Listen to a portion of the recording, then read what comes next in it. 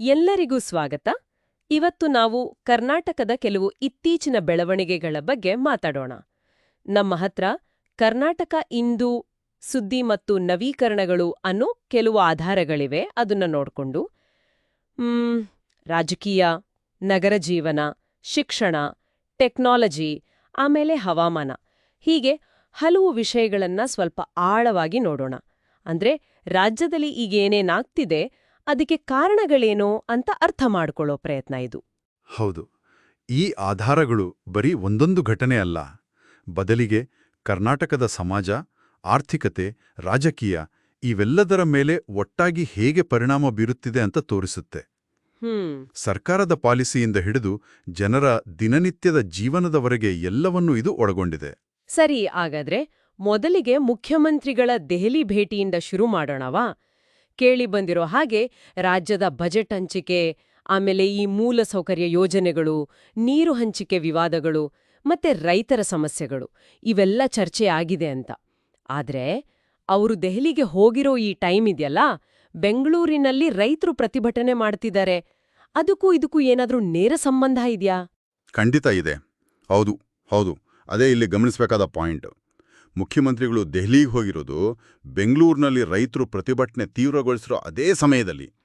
ಅವರ ಮುಖ್ಯವಾದ ಬೇಡಿಕೆ ಏನು ಅಂದರೆ, ಮಳೆ ಸರಿಯಿಲ್ಲದೆ ಬೆಳೆ ಹಾಳಾಗಿದೆಯಲ್ಲ, ಅದಕ್ಕೆ ಸರಿಯಾದ ಬೇಗ ಪರಿಹಾರ ಕೊಡಿ ಅಂತ. ಈ ಪ್ರತಿಭಟನೆಯಿಂದ ಬೆಂಗಳೂರಿನಲ್ಲಿ ಮುಖ್ಯ ರಸ್ತೆಗಳಲ್ಲೆಲ್ಲ ಟ್ರಾಫಿಕ್ ಜಾಮ್ ಆಗಿ ಜನಸಾಮಾನ್ಯರಿಗೆಲ್ಲ ತುಂಬ ತೊಂದರೆಯಾಗಿದೆ. ಹಾಗಾಗಿ ದೆಹಲಿಯಲ್ಲಿ ನಡೀತಿರೋ ದೊಡ್ಡ ಮಟ್ಟದ ಚರ್ಚೆಗಳು ಇಲ್ಲಿ ನೆಲದ ಮೇಲಿನ ವಾಸ್ತವಕ್ಕೆ, ಅಂದ್ರೆ ಈ ರೈತರ ಕಷ್ಟ, ನಗರದ ಸಮಸ್ಯೆಗಳಿಗೆ ನೇರವಾಗಿ ಲಿಂಕ್ ಆಗಿದೆ. ಓಹೋ, ಅಂದ್ರೆ ಅಲ್ಲಿ ಪಾಲಿಸಿ ಚರ್ಚೆ ನಡೀತಾ ಇದ್ರೆ ಇಲ್ಲಿ ಅದರ ಪರಿಣಾಮಗಳು ನೇರವಾಗಿ ಕಾಣಿಸ್ತಿವೆ ಅನ್ನೋ ಹಾಗಾಯ್ತು. ಇದು ಆಡಳಿತಕ್ಕೆ ಒಂದು ದೊಡ್ಡ ಸವಾಲಲ್ವಾ? ಹೌದು.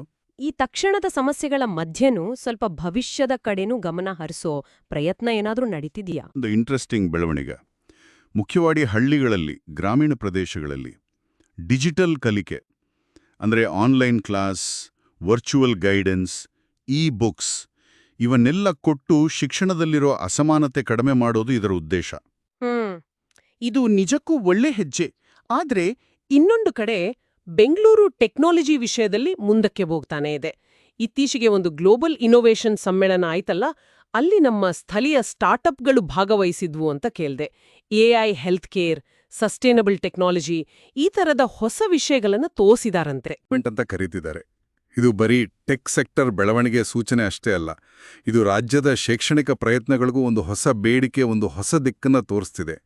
ಅಂದರೆ ಹಳ್ಳಿಗಳಲ್ಲಿ ಡಿಜಿಟಲ್ ಶಿಕ್ಷಣ ಕೊಟ್ಟರು ಆ ಟ್ಯಾಲೆಂಟನ್ನು ಇಲ್ಲೇ ಉಳಿಸ್ಕೊಳ್ಳಕ್ಕೆ, ಅವ್ರಿಗೆ ಕೆಲಸ ಕೊಡೋಕೆ ಬೇಕಾದ ಉದ್ಯೋಗಗಳಲ್ಲಿ ಸೃಷ್ಟಿ ಆಗ್ತಿದೆಯಾ ಅನ್ನೋದ ಪ್ರಶ್ನೆ.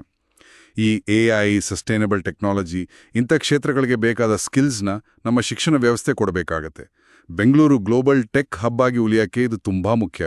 ಹೌದು. ಈ ಬೆಂಗಳೂರು ಮೊಮೆಂಟಿಂದ ನಗರದ ಮೂಲ ಸೌಕರ್ಯದ ಮೇಲೆ ನಾವು ಮೊದಲೇ ಮಾತಾಡಿದ್ವಲ್ಲ, ಟ್ರಾಫಿಕ್ ಸಮಸ್ಯೆ, ಅದ್ರ ಮೇಲೆ ಇನ್ನೂ ಒತ್ತಡ ಜಾಸ್ತಿ ಆಗ್ತಿಲ್ವಾ? ಒಂದು ಕಡೆ ಬೆಳವಣಿಗೆ, ಇನ್ನೊಂದು ಕಡೆ ಅದರಿಂದ ಸವಾಲುಗಳು. ಆ ಬ್ಯಾಲೆನ್ಸ್ ಮಾಡೋದೇ ಕಷ್ಟ. ಸರಿ, ಈ ದೊಡ್ಡ ಚಿತ್ರಣದ ಜೊತೆಗೆ ದಿನನಿತ್ಯದ ಜೀವನಕ್ಕೆ ಸಂಬಂಧಪಟ್ಟ ಒಂದು ಸಣ್ಣ ವಿಷಯ, ಹವಾಮಾನದ ಬಗ್ಗೆನೂ ಒಂದು ಅಪ್ಡೇಟ್ಗೆ. ಹೌದು, ಬೆಂಗಳೂರಲ್ಲಿ ಈ ವಾರ ಸಾಧಾರಣದಿಂದ ಸ್ವಲ್ಪ ಜೋರಾಗಿ ಮಳೆ ಆಗೋ ಸಾಧ್ಯತೆ ಇದೆ ಅಂತ ಹವಾಮಾನ ಇಲಾಖೆ ಹೇಳಿದೆ. ತಗ್ಗು ಪ್ರದೇಶಗಳಲ್ಲಿರೋರು ಸ್ವಲ್ಪ ಹುಷಾರಾಗಿರ್ಬೇಕು ಅಂತಲೂ ಹೇಳಿದ್ದಾರೆ. ಇದು ಮತ್ತೆ ನಗರದ ಮೂಲಸೌಕರ್ಯದ ಮೇಲೆ ಮಳೆಯ ಪರಿಣಾಮವನ್ನು ತೋರಿಸ್ಬೋದು.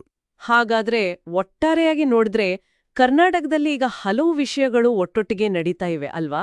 ಒಂದ್ ಕಡೆ ರೈತರ ಸಮಸ್ಯೆಗಳು, ಸಿಟಿ ಟ್ರಾಫಿಕ್ನಂತಹ ತಕ್ಷಣದ ಸವಾಲುಗಳು, ಇನ್ನೊಂದ್ ಕಡೆ ಶಿಕ್ಷಣದಲ್ಲಿ ಡಿಜಿಟಲ್ ಹೆಜ್ಜೆಗಳು, ಗ್ಲೋಬಲ್ ಮಟ್ಟದಲ್ಲಿ ಟೆಕ್ನಾಲಜಿ ಬೆಳವಣಿಗೆ, ಜೊತೆಗೆ ಬದಲಾಗ್ತಿರೋ ಹವಾಮಾನ. ರಾಜ್ಯ ಇದೆಲ್ಲವನ್ನೂ ಒಂದೇ ಸಾರಿ ನಿಭಾಯಿಸೋಕೆ ಪ್ರಯತ್ನ ಮಾಡ್ತಿದ್ದೆ ಅನಿಸ್ತಿದೆ. ಇದೆಲ್ಲ ನೋಡಿದಾಗ ಒಂದು ಮೂಲಭೂತ ಪ್ರಶ್ನೆ ಬರುತ್ತಾ ಮನಸ್ಸಿಗೆ. ಅಂದ್ರೆ ರೈತರ ಪರಿಹಾರ, ಸಿಟಿ ಟ್ರಾಫಿಕ್ನಂಥ ತಕ್ಷಣದ ತುರ್ತು ಸಮಸ್ಯೆಗಳನ್ನು ಸರಿಪಡಿಸೋದರ ಜೊತೆಗೇನೆ ಶಿಕ್ಷಣದಲ್ಲಿ ಸಮಾನತೆ ತರೋದು, ಗ್ಲೋಬಲ್ ಟೆಕ್ ಹಬ್ ಆಗಿ ನಮ್ಮ ಸ್ಥಾನ ಉಳಿಸ್ಕೊಳ್ಳೋದು, ಈ ಥರದ ಲಾಂಗ್ ಟರ್ಮ್ ಗುರಿಗಳನ್ನು ಒಂದು ರಾಜ್ಯ ಹೇಗೆ ಯಶಸ್ವಿ